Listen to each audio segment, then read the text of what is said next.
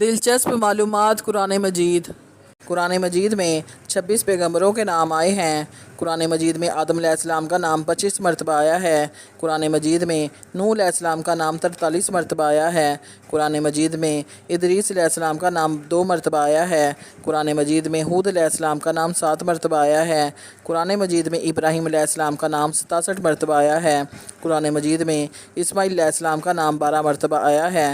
قرآن مجید میں اسحاق علیہ السلام کا نام 17 مرتبہ آیا ہے۔ قرآن مجید میں صالح علیہ السلام کا نام 8 مرتبہ آیا ہے۔ قرآن مجید میں لوط علیہ السلام کا نام 27 مرتبہ آیا ہے۔ قرآن مجید میں یعقوب علیہ السلام کا نام 16 مرتبہ آیا ہے۔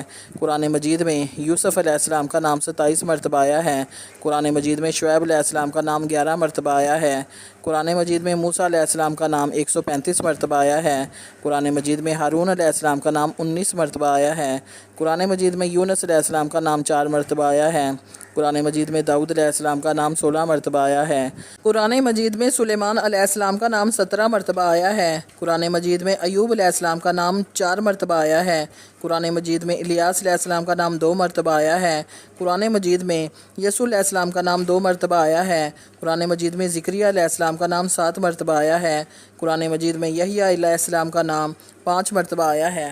رسول اللہ صلی اللہ علیہ وآلہ وسلم نے فرمایا، اپنے بھائی کی مدد کرو، خواہ وہ ظالم ہو یا مظلوم۔ ایک صحابی نے عرض کیا، یا رسول اللہ صلی اللہ علیہ وآلہ وسلم، جب وہ مظلوم ہو تو میں اس کی مدد کروں گا، لیکن آپ کا کیا خیال ہے جب وہ ظالم ہوگا پھر میں اس کی مدد کیسے کروں؟ حضرت محمد صلی اللہ علیہ وسلم نے فرمایا کہ اس وقت تم اسے ظلم سے روکنا، کیونکہ یہی اس کی مدد ہے۔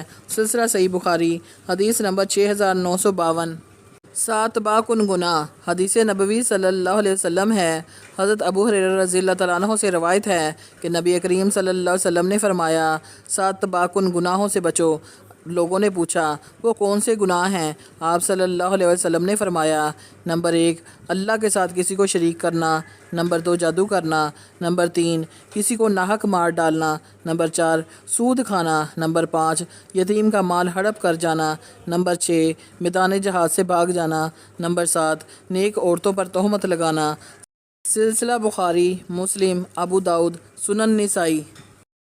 رسول اللہ صلی اللہ علیہ وآلہ وسلم نے فرمایا، شہید 5 قسم کے ہوتے ہیں: طاعون میں ہلاک ہونے والا، پیٹ کی بیماری سے ہلاک ہونے والا، ڈوب کر مرنے والا، دب کر مر جانے والا، اور اللہ کے راستے میں شہادت پانے والا۔ سلسلہ صحیح بخاری، حدیث نمبر 2829۔ نبی کریم رؤوف و رحیم صلی اللہ علیہ وآلہ وسلم نے فرمایا، 3 موقعوں پر دعا مانگو، اس وقت دعا رد نہیں ہوگی۔ نمبر 1 جب جسم کانپ اٹھے، نمبر 2 دل میں خوف آ جائے، نمبر 3 آنکھوں میں آنسو جاری ہو جائیں۔ حضرت محمد صلی اللہ علیہ وآلہ وسلم نے فرمایا، جب تم اللہ سے سوال کرو تو جنت الفردوس کا سوال کیا کرو، کیونکہ وہ جنت کا سب سے افضل اور بلند درجہ ہے، اور اس کے اوپر رحمان کا عرش ہے، اور اسی سے جنت کی نہریں نکلتی ہیں۔ آپ صلی اللہ علیہ وآلہ وسلم نے فرمایا، آباد رہے وہ شخص جو میری حدیث دوسروں تک پہنچائے۔ سلسلہ صحیح بخاری، حدیث نمبر 2790۔ حوض کوثر کیسا ہوگا؟ رسول اللہ صلی اللہ علیہ وآلہ وسلم نے فرمایا، میرے حوض کی لمبائی 1 مہینے کی مسافت ہے، اس کا پانی دودھ سے زیادہ سفید ہے، اس کی خوشبو مشک کستوری سے زیادہ پاک ہے، اس کے پیالے آسمان کے ستاروں کی طرح لاتعداد ہیں، جو اس میں سے پی لے گا وہ کبھی پیاسا نہیں ہوگا۔ سلسلہ صحیح بخاری، حدیث نمبر 6579۔ حضرت محمد مصطفیٰ صلی اللہ علیہ وآلہ وسلم کے 5 سنہری فرمان۔ نمبر 1 تم نجومی کے پاس نہ جایا کرو۔ سلسلہ صحیح مسلم۔